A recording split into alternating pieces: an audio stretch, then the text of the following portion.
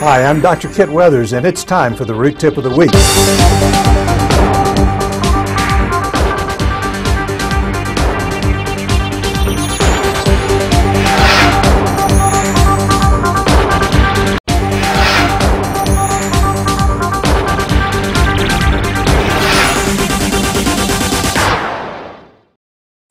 Here's a fun trick I call searching for diamonds.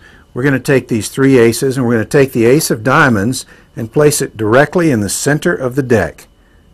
And then we're going to take the ace of spades, place it on the top of the deck, and the ace of clubs right on the bottom of the deck. Then we would allow anyone to cut the cards, and hopefully we'll be able to get these three friends back together again. So here we go. We'll look for the cards, and in the deck somewhere, there they are. Ace of diamonds, ace of spades, ace of clubs, together again. Now let me just show you quickly how that trick is done.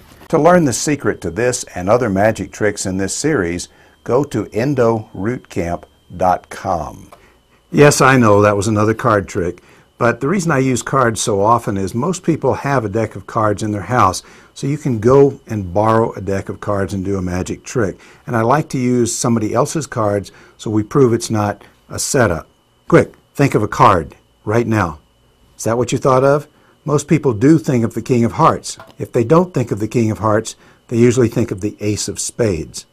But it doesn't matter what you're thinking of, because when we get through 52 of these tricks, that's right, when we reach 52 magic tricks, I'm going to make a special DVD, high-res version, and we're going to make that available for everyone that wants to get one. As a matter of fact, here's a deal that I just thought of.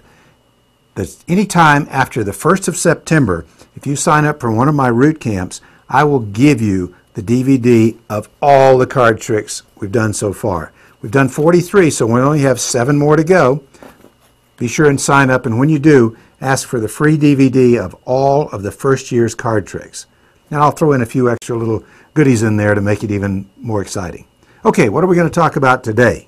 Okay, let's talk about torque control handpieces. I just received an email message from a doctor, and he wanted to know how much or what the settings should be on the torque control handpiece for every file that he uses. And unfortunately, that's an impossible question to answer. It all depends on how many times the file has been used, how fast it was used, in whatever speed.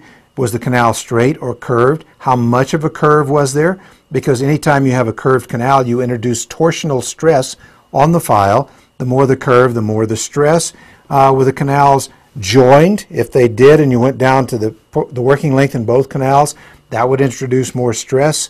So there's a lot of different things we would have to keep in mind. And unfortunately, there's no way that you can absolutely track those different settings.